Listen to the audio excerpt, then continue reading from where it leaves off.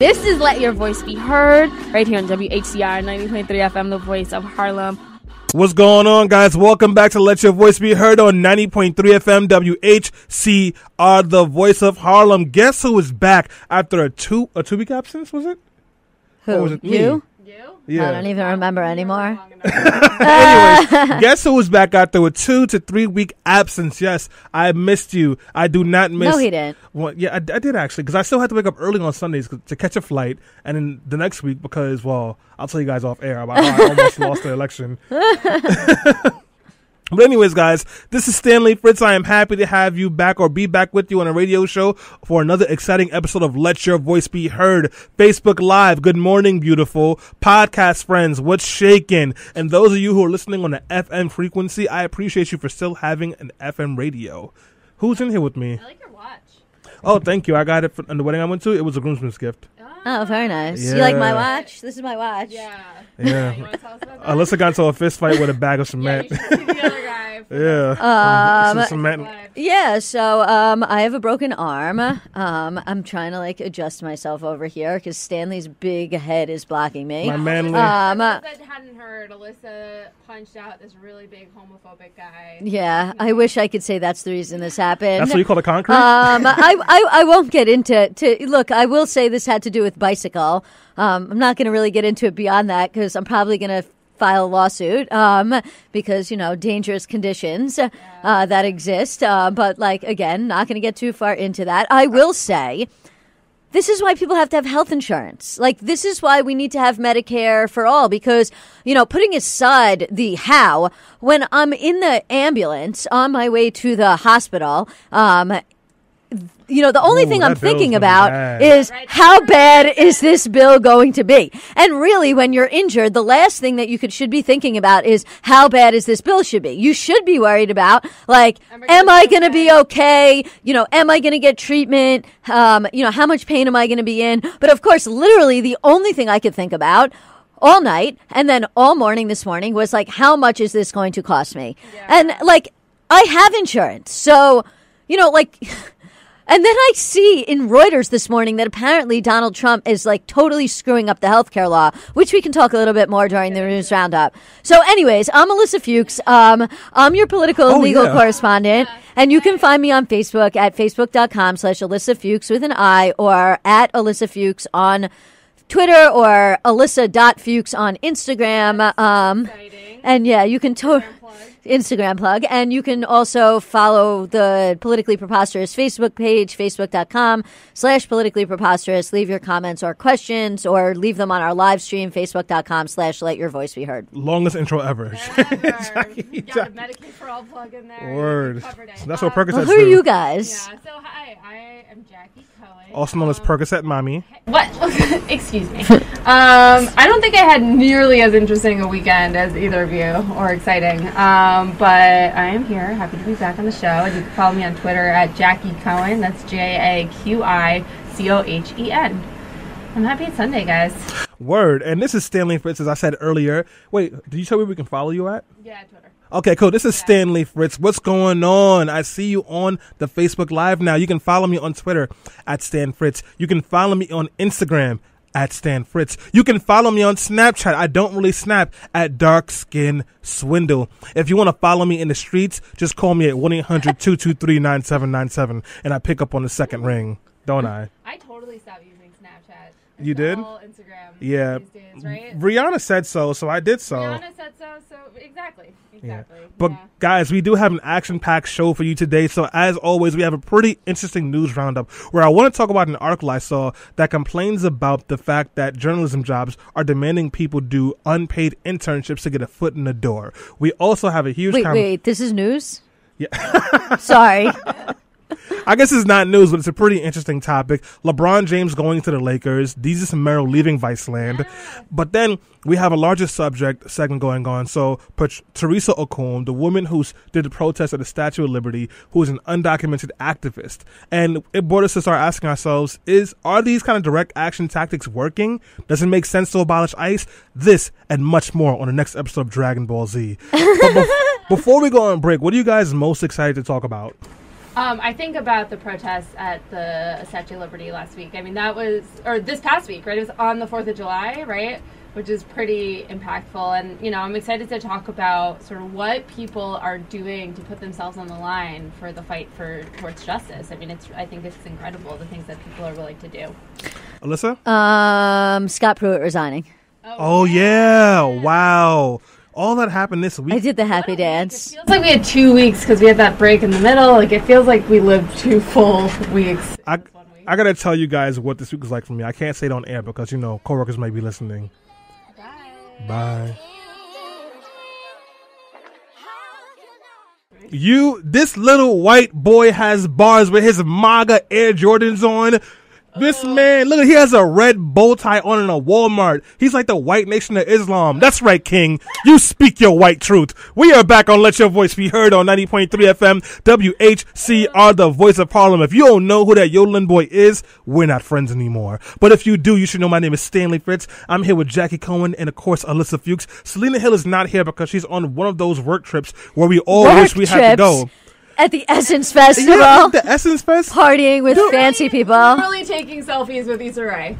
Dude, I had to go to Minneapolis for work, which wasn't bad. But then I had to go to Utica. And my bus driver was falling asleep on the road. Well, that sounds like a lawsuit. When I was like, okay, lawyer. As the wise Cardi B said, get the Jew lawyer, Jew it up, right? Yeah. Ooh. Did she say that? Yeah, she did. Maybe she was talking about Alyssa specifically. Look, that's one of those things where we could talk for hours whether or not that's Wait, no, we problematic. discussed this. Alyssa told me this wasn't racist because I asked her about this a couple of shows ago. To say, get the Jew lawyer, Jew it up. She gonna Jew the charges up? I would say that's pretty offensive. A little bit. Cardi. It leans towards problematic. Yeah, sort of problematic. I mean, like, that's like... Swanton bomb towards problematic. I mean...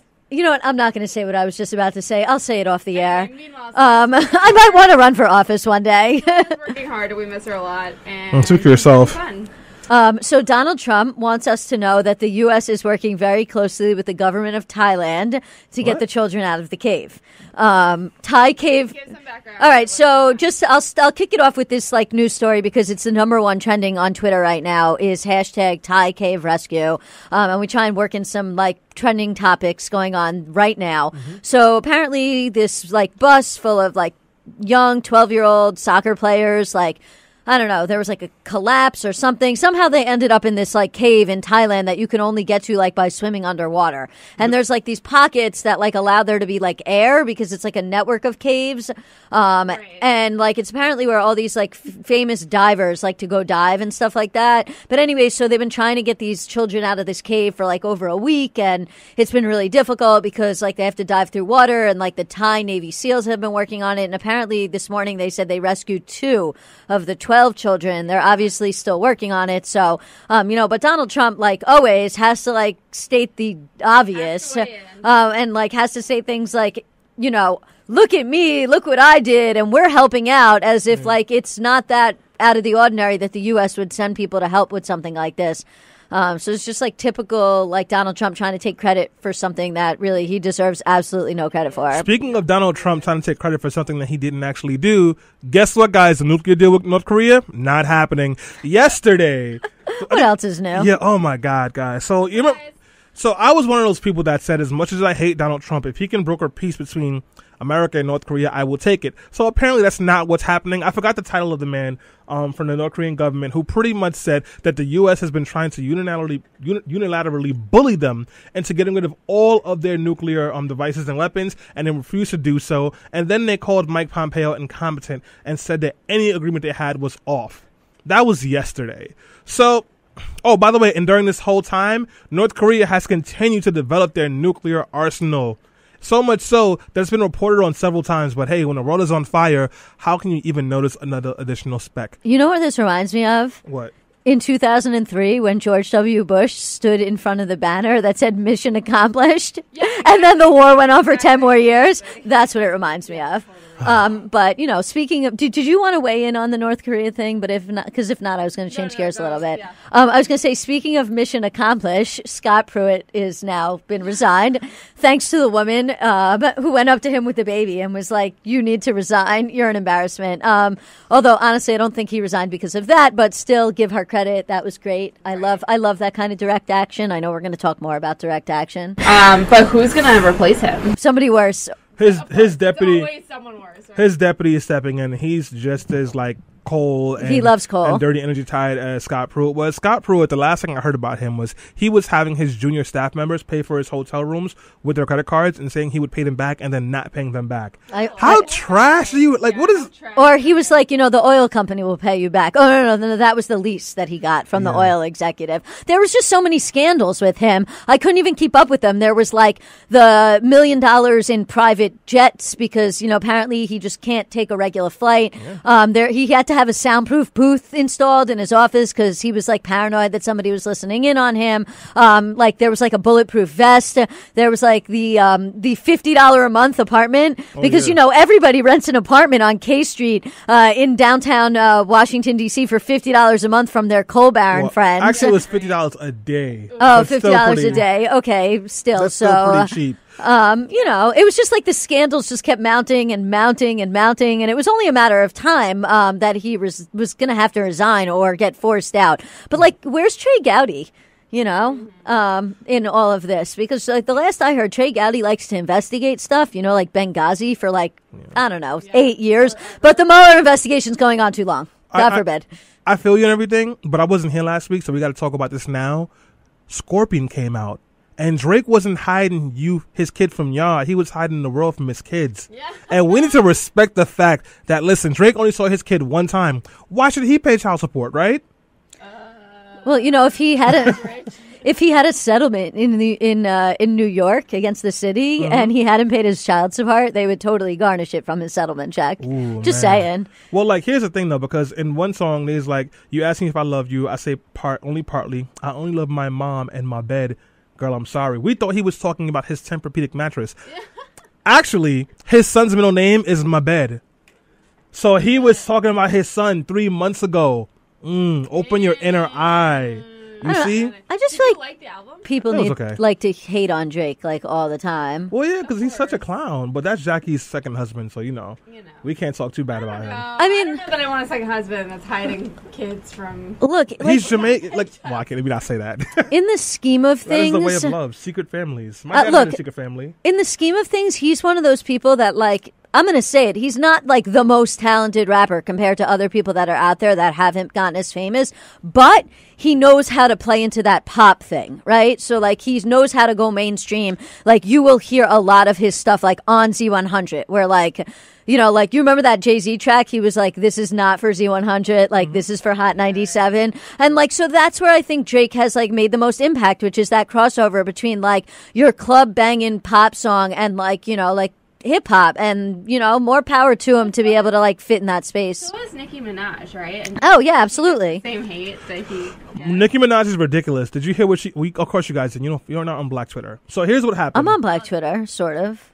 So here's what happened. There was a woman on Twitter who said it'd be really great to see Nicki Minaj start to put out some more mature content. She's like, she's closer to 40 than before. And like, she's 35 years old. She's put out some pretty mature content. So mostly talking about sex and like riding peen, No, I mean like mature. Like no, I mean look, like the song like Mona Lisa, that was pretty mature. She's on the most, not the most recent album, the album before that. Like she had some pretty serious tracks. I don't know. What happened? Right. But anyway, so Nicki Minaj, she didn't tag Nicki Minaj when she made that post. Nicki Minaj went into her direct messages and was like, you broke, ugly bum, B-word. How dare you have a Trinity flag in your Abbey? You don't deserve to be talking about me. Oh, how you gonna say I'm close to 40? You 25? Or you almost 30? You ugly B. You're whack. You want to be me? Stop hating on me, right?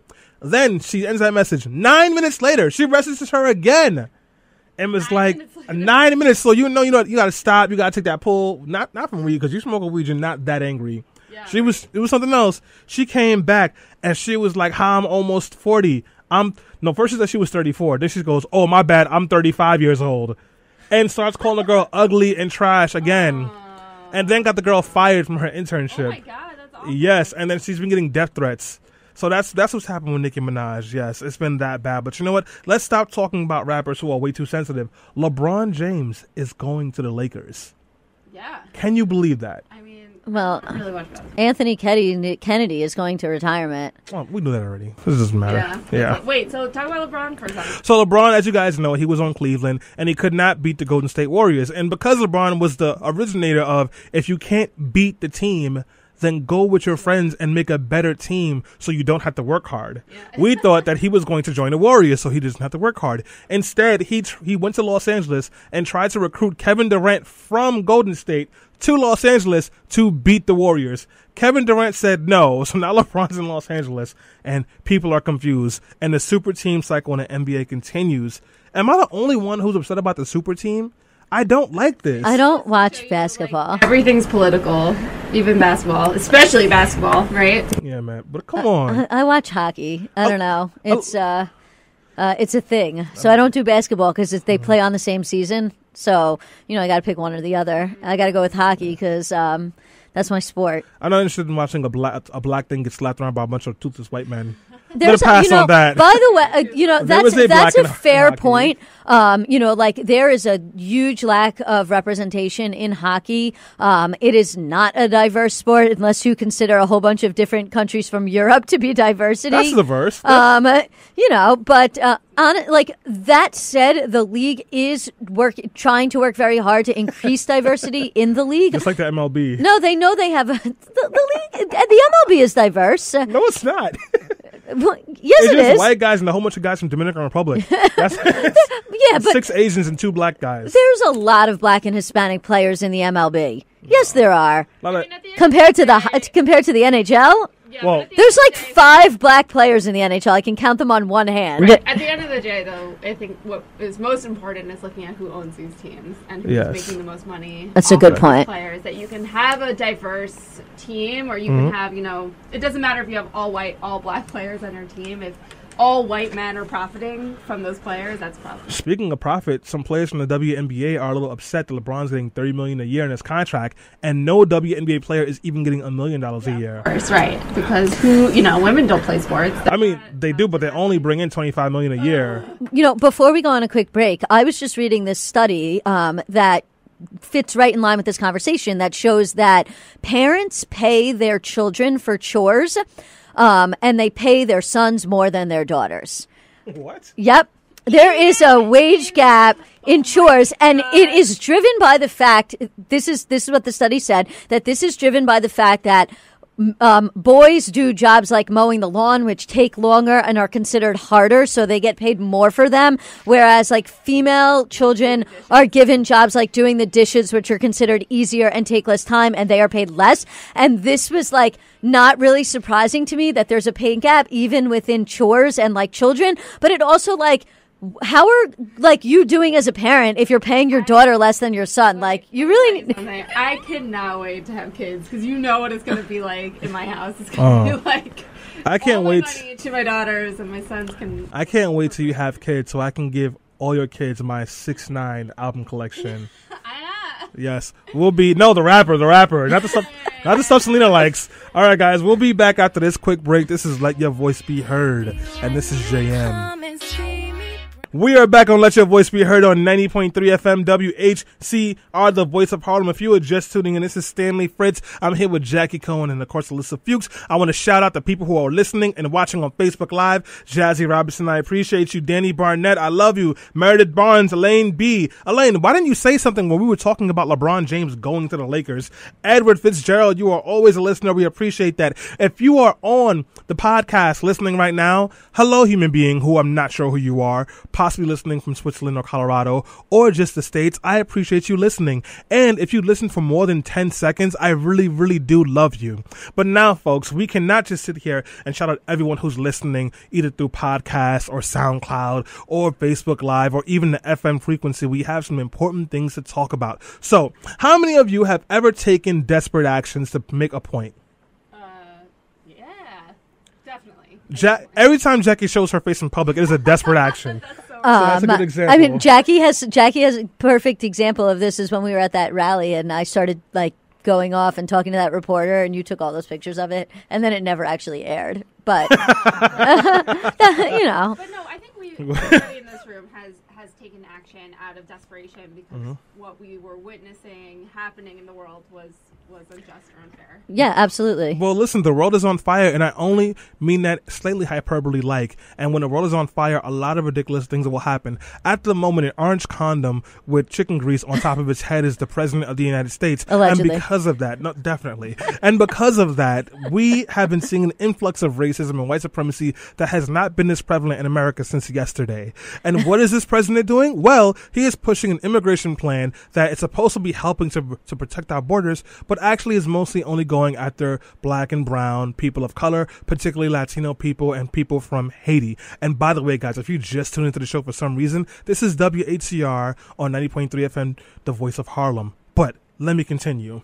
As a response to some of these things, like Donald Trump and his administration using ICE to separate parents from their children, or just grabbing people who actually have legal status in this country and kicking them out of the country, or going onto buses and looking and asking people for their papers, we have seen an influx of activists fighting for their rights. Undocumented activists are putting their freedom on the line to resist him and his racist agenda in a real way. And I'll give you an example. On July 4th, 2018, while I had eaten 3 edibles and made the biggest mistake of my week. Just admit to it on the radio. Whatever. It'll be legal in a Haven't I couple of taught you anything? No, listen, I don't listen.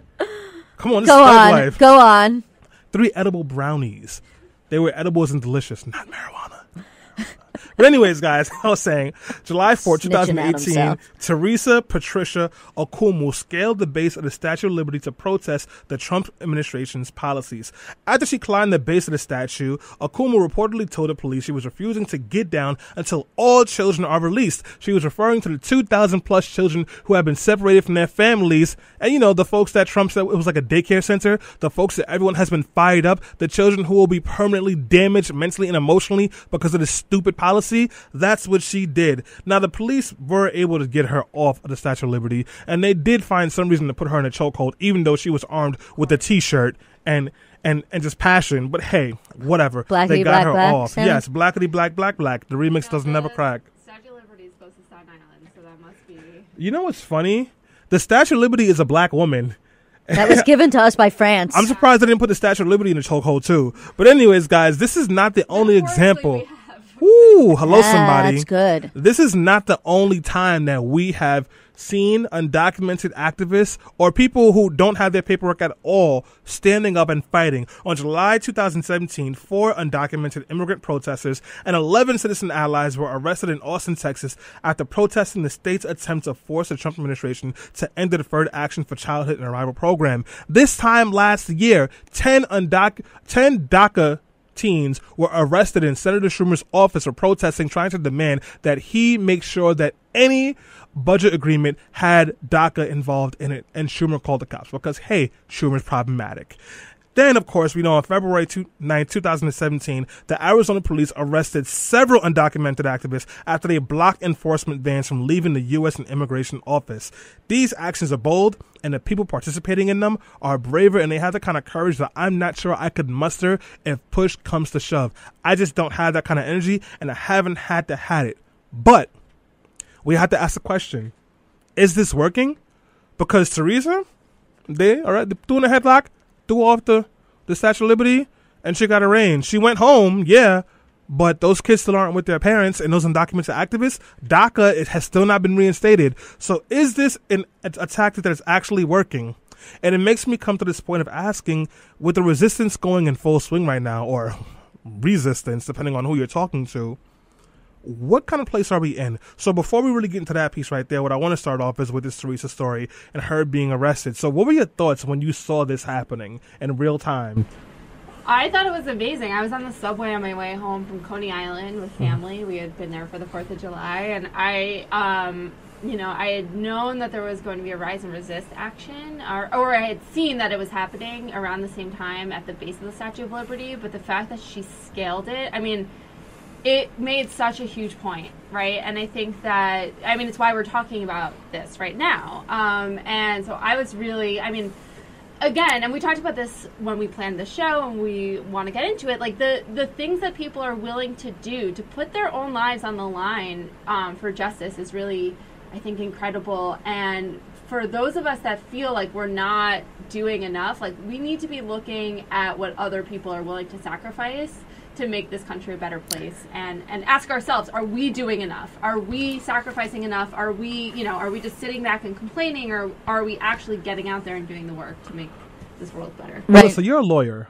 How about you? Yeah, no, look, I also thought it was great. I first heard about it because I just was going through Facebook, and then all of a sudden I saw this live feed, and they were like, person climbing the Statue of Liberty, and I didn't exactly know what was going on. And actually my first thought was maybe it was somebody trying to commit suicide, and I was like, oh, that's really scary. But then when I started to hear more of the news coming out about it, about the fact that it has to do with the protest, I just thought it was awesome, and I thought what a great idea. And I love civil disobedience, because I think sometimes civil disobedience is necessary.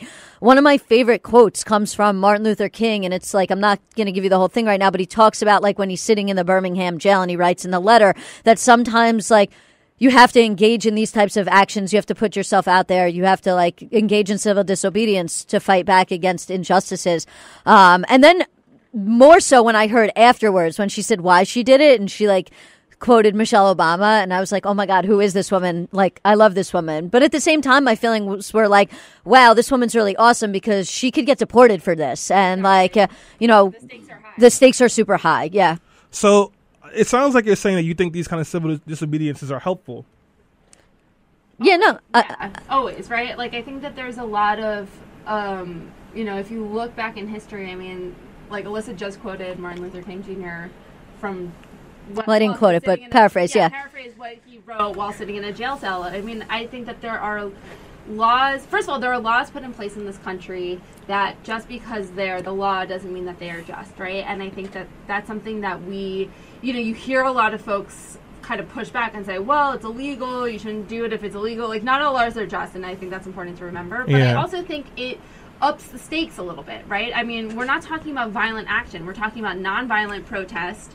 And, what this woman did not hurt anybody, but it made the great point that immigrants are here, that she scaled this monument, or she started to scale this statue that represents bringing in immigrants into this country, to make a point that we've strayed so far from what we claim our values to be, and that we should remember that immigrants in very large part help build this country. Absolutely. We're getting a comment from Meredith Barnes, and she says, acting at the statue was so symbolic and powerful. I agree with Jackie that people who aren't vulnerable for deportation should be doing our parts. And that sort of fits in what you were just saying and what I was just saying. I mean, one of the things that Martin Luther King talks about in that letter is about the white moderate, and the other thing that we have to remember, without getting too deep into the World War II analogies, is everything Hitler did was legal, and everything that those people that tried to rescue Jews did was illegal. Same thing during slavery times here. Having slaves was legal, and rescuing slaves and bringing them up north on the Underground Railroad was not. So sometimes, we have to do things that are uncomfortable and in some cases illegal. As long as it's nonviolent, I think, and some people will even disagree with that, but, that goes to some of the tactics and some of the divisions within the resistance movement. So, guys, if you have a question or a comment or even a curse word, just kidding, no curse words, give us a call at 212-650-6903. Again, that's 212-650-6903. And as Meredith has shown you, if you leave a comment on Facebook Live and it is a good comment or even a bad comment, we will read it. If it's a curse word. But Meredith's was a very good comment, so we thank you for Meredith's comment was all right. No, it was good. As always. It was definitely good. Angelo, why can't we see the females? What's up? I'm not sure. But we will work on it, I guess. Jackie's waving. Hopefully I love being called a female. I don't know if I'm a female, but I'm not really a male. Right. I just kind of hang out somewhere in between the two. So I want to push back on this a little bit more, because you're talking about these people who are taking these extremely dangerous actions, dangerous in the fact that they can be deported or incarcerated for an extended period of time, against an administration that has shown no interest in having sympathy or even empathy for these folks. And they don't seem interested in listening. How is this effective then? I mean, don't you think that it is? You are somebody that has put yourself on the line in protest, right? You are somebody as a black man who has protested police violence against black men by going out into the street, right? By protesting, by confronting police officers, right? By confronting law enforcement to whom you are particularly susceptible to violence, right? So don't you you would never have done that if you didn't view it as something important, right? Well, yeah, I absolutely do. I was trying to play devil's advocate. I mean, look, no, but talk about that. Like, why do you choose to do that? Well, it's a tactic under my toolkit. So when I'm doing actions like that, it's part of a bigger plan. It's just one piece of a puzzle that we're going to fill to reach a certain kind of goal. And those actions, even though they might tick off a lot of people, they get a lot of attention towards an issue that folks might not know about. It's why occupying Zuccotti Park took us it gave us a huge leap in rhetoric and like understanding of how the 1% were taking advantage of working class and working poor people. Does it make you scared though to be confronted? And though, I mean, like you are in many cases, right, are literally, and in ways where you're not even doing anything illegal, but as we know, doesn't mean you don't have to be doing anything illegal as a black person in this country to be shot by a police officer. Or just falsely arrested. Right. Does it scare you? Are you ever nervous or fearful for your life? Absolutely. Yeah, absolutely. That's, yeah, you're always absolutely scared and fearful of your life. I don't think you can go into that situation and not be thinking about the implications.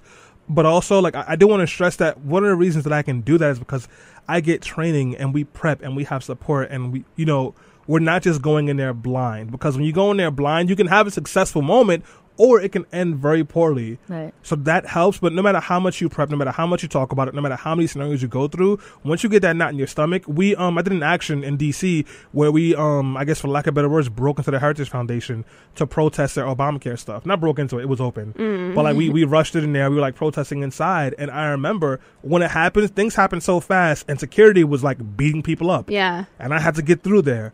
And you just kind of you just do it. You know, just to go back to the initial question about the effectiveness of direct action, I think direct action is effective. I don't know if it always achieves exactly the goal you want to achieve in the timeline you want to. I think sometimes it can take longer and it can require more direct action. But I do think that it is necessary and I do think it has goals. Could you imagine if somebody said, the Selma March was ineffective, or the Freedom Rides were ineffective, or the bus boycott was ineffective? Those were all direct actions. Those all had an effect. Eventually, they forced LBJ's hand into signing the Civil Rights Act of 1964. So, yes, they had an ask. You're right about that, Alyssa Cicilline. I'm sorry. I want to cut you off for 1 second because I want to move us to our next question, and I feel like you push us in that right direction.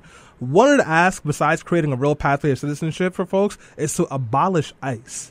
And now a few Democrats have joined on in that conversation, but a lot of people have said that this is a ridiculous ask and it doesn't make a lot of sense, even though Alexandria Ocasio-Cortez just won an election where she was running on that piece right there. So, Alyssa, starting with you first, where do you stand on this campaign to abolish ICE that seems to be picking up steam now? Look, I am in favor of it, but that said, we have to understand what we're talking about in two ways. Number one, first you have to understand that ICE wasn't created until 2003. ICE is something fairly new. And so when people talk about getting rid of ICE, and people are like, oh my God, the world's going to end, mostly conservatives who are racist, they have to realize that, ICE didn't even exist until 2003. But it also raises the same kind of question that gets raised when you talk about closing Rikers Island, which is, aren't you just going to move this from one agency to another? Is it really going to change anything? And in certain circumstances, I'm not going to get into the closure of Rikers Island because in that example, I think it will.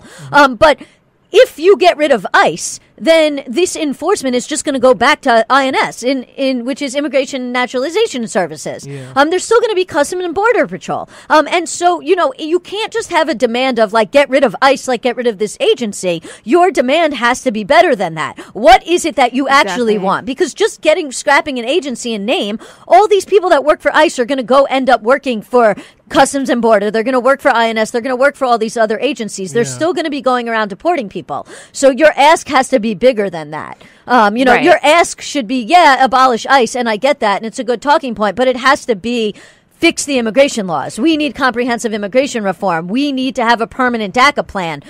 We need to have amnesty for those in need of amnesty. We need to have better laws in terms of declaring yourself at the border and being able to seek legal status. Yeah. We need to not separate children from their parents at the border. So the asks have to go beyond just abolish ICE, because we can say that till we're blue in the face, but just getting rid of the agency isn't going to necessarily solve the underlying problem. Jackie? I totally agree. I think that was really well said. I think the argument about, and I think a lot of folks that we know that are calling for the abolition of ICE are thinking at that higher level. And I think that it is important to sort of simplify it into a talking point because it's easy for people to understand. But I do agree that just simply abolishing ICE or calling for the abolition of ICE and that's it is almost like a semantics argument, right? You're calling for the end of this agency, but knowing the way that our government operates, these are jobs that are just going to be outsourced to other agencies. So I think that Alyssa said it perfectly. We absolutely need comprehensive immigration reform. We need to just change the laws and change our views about immigration and stop criminalizing people who are coming to this country. And I mean, right now we have more people leaving the United States than entering, right? We have more people trying to get out, I wonder why, than trying to get in. And so I think that as a nation, our values around this issue are all wrong and something that we really need to look at critically. Yeah, definitely. I just we have a quick comment that I wanted to get to on Facebook. Angelo Vega was referring back to the beginning of the segment, and he says she should have gone to the top of the Statue of Liberty, as one of my associates did when protesting for Puerto Rico back in the 1970s. Wow. I think she may have wanted to go to the top, but I don't know if she was equipped with the equipment to do so. Plus, cops were like on scene so quickly, and if she would have gone to the top, it could have ended a lot worse than it did. But fair enough point. Stanley? So, going back to Teresa, so Rise and Resist, which is a group that she was with, and it's a group that Jackie and I are both familiar with. We do a lot of work with them. My experience has been nothing but positive with them. They received some criticism for the way that they were reacting on Twitter when the story first broke. So the original tweet, which has been deleted since, said, "Rise and Resist activists planned a protest in front of the Statue of Liberty. We are not associated with the action with the women taking action on the actual statue." So, and I guess what they were trying to say was that, we did not plan that. We did not know that was going to happen. Folks did not take it very well. So my counter to that is, if they didn't know that she was going to do that and she acted independently and not and didn't plan those actions, like I think if they had said this was all us, people would have been upset about that too. If these were her own independent actions, I know she waved the shirt that said Rise and Resist when she was there. But Rise and Resist is also sort of a decentralized, the way that they operate too is that many of their members get together and they vote and get a consensus on actions before they take place. And so I wouldn't want to disparage them for doing that, because if they hadn't reached, they're a big group, and if they hadn't, planned this and these were her own actions. I saw that they were quoted in the Times too saying, we support her, but this wasn't something that we necessarily planned. That was, if they would have said that first, that would have been better. They didn't. I think that what happened, in my opinion, I don't know who was behind the tweets. I don't know who the people that organized this action. I don't know who she's affiliated with, because the Rise and Resist group that I work with is from a different chapter. Mm-hmm. But I think that they kind of made a mistake in language. That was it. And it was probably like some fear of authority, because authority is scary, let's be honest. And also some just being blindsided by the whole thing and not necessarily knowing. I don't necessarily think it was, mean-spirited, but I do think it could have been dealt with better. Look, I think Jackie's sort of right in a way and you're sort of right in a way. It's kind of like damned if you do, damned if you don't. Yeah. And maybe they could have chosen better language. I'll definitely give you that. But it is. It's like if on one hand they say yes, we planned this, and they take credit for what she did, then it raises this question about whether they're trying to appropriate her action and take credit for something that they really deserve little credit for. On the other hand, if they distance themselves from her and they're like, oh, we didn't know anything about this. This is news to us, because they're scared of authority or what kind of attention that might bring on them, that makes them look bad also. So yeah, I think the better statement would have been exactly what you say, we didn't know she was going to do this, but we support her action, and just leave it at that. And then I think they would have been able to split that baby, for lack of a better way to put it. Because it wasn't like you. Oh, sorry, John. No, go. It isn't like they had two options. You could either co-opt the whole thing or completely disavow her. You could have just been like, yo, we didn't know she was doing this, but that's our sister. We stand with her. Listen, period. I know a few folks that organize with Rise and Resist. I know that they are not doing this professionally, right? It's mostly, I don't know that anybody works for them. I think it's a complete volunteer network. Yeah, that's right. George Soros is not paid. Yeah, they're not being paid by George Soros or anybody else. Despite, popular conservative opinion. And I think that it's good for any group to be open to feedback and criticism, and certainly the way that they message that and I'm sure that they are, right? I'm sure that they are open to that feedback, but they don't have like a professional PR person putting out their messaging. Yeah. So I think it's fair, but I do want to say that I don't think it would have been appropriate for them to say, yeah, this was all us, if it wasn't. I think that would have been really bad. Can I say one more thing, Lisa, before you go ahead? Yeah, sure. Because I saw some people were criticizing, because first of all, I don't think Rise and Resist deserves the level of criticism that they received. And also there was some criticism because they said, well, we didn't plan this. And people were criticizing them going, who plans actions? Everyone plans actions. But, are you crazy? This raises this question that I know we're going to get to, which is like, what does allyship look like? Where is that line between what is being a good ally and what isn't? And does that line change from time to time depending on what action you're taking? But it also raises the second issue, which is like about the resistance movement in general and sort of these growing pains that the movement is going through. Different activists and different groups have different opinions about how to proceed. And some people think that there should be more direct action. There should be more civil disobedience that requires breaking the law in a nonviolent way. There's other people who honestly believe that there should be people resorting to violence and violence method, sort of like taking a little bit of out of sort of the more militant wing of the civil rights movement's playbook. There's allies that think they should be involved in certain ways that sometimes step over the line and they go out of their lane. And so these are all issues that people need to talk about. But part of that is talking about it within your own group and communicating with the people that you are working with to figure out a way in which you can be a good ally or a good activist without co-opting anybody else, without crossing any boundaries. But that requires communication. Yeah, I mean, I've known Jackie for almost 10 years, same with you, Alyssa, and we still bump heads about issues. All the time. But in this movement, which is really important to talk about, there has been a lot of friction in the movement. Even Black Lives Matter, Cincinnati separated from Black Lives Matter and criticized them for taking grant funding and trying to work on issues through electoral politics. They were very dismissive of that and felt that was not the way to work, and they felt that Black Lives Matter had been co-opted and were, for lack of better words, sellouts. Mm-hmm. I am of the belief that you can't win. There's no way you can win the fight for justice using only one tactic and only one style. Same. It's just not possible. So you need people on all sides. I just want to get you guys' thoughts on there. Jackie? Yeah, I mean, everybody's capable of doing something different. And I think people have unique sets of skills and unique circumstances and unique risks that apply to them, but maybe not to everybody else. And so I think that it's important to recognize that everybody has a role to play here. I think that, where I see there's like divisiveness within sort of tactic and strategy, which I don't think is helpful, right? Because I think that there are many, many roles to play in this movement. But I do disagree when you will see some folks on the left who are fighting for justice to a point, right? And fighting on behalf of one community, but not for all.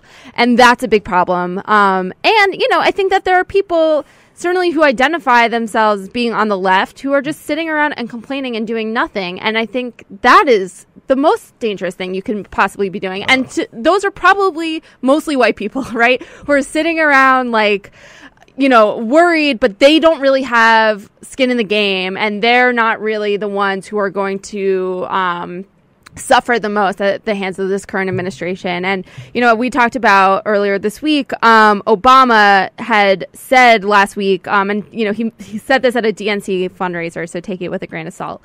But what he said was, if what you're doing requires no sacrifice at all, then you can do more.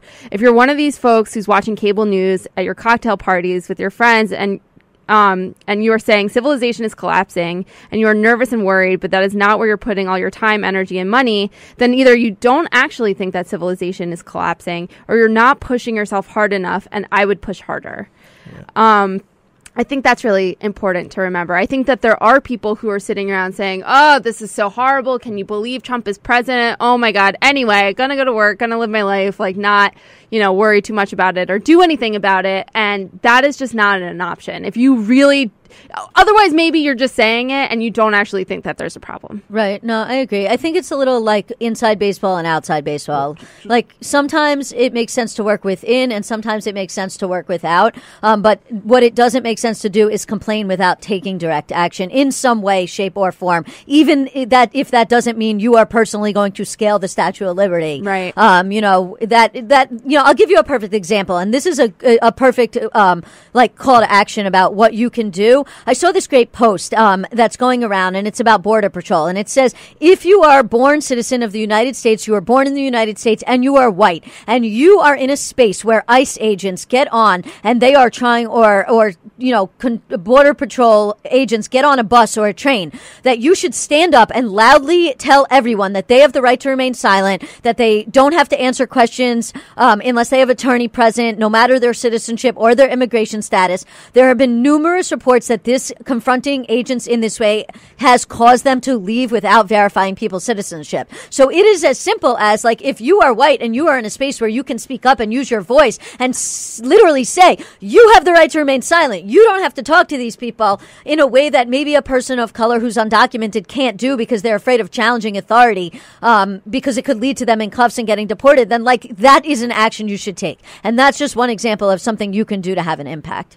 Yeah, well, you guys, you said a lot of great things, and you said it very well, so I want to just close this out very simply. If you're listening to the show, you are probably someone who is concerned about the state of affairs and someone who would like to make some kind of change. And while listening to the show is a great way to be informed, it doesn't really mean anything if you don't take this knowledge and take action. There are people all over this country and all over the world risking every single thing just to make the lives of their kids and their grandkids that much better. So if you are not putting your skin in the game somehow, what the hell are you doing? It is time to step into this movement any way you can, because if you do not, when it's time for them to come after you, there will be no one else to march, stand at the Statue of Liberty, or even get arrested. They'll all be gone, and you'll be wondering what happened. But we know that already. We've seen that movie millions of times, so let's not repeat the past again.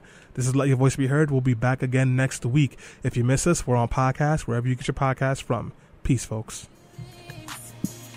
Deep in my feelings, notice ain't really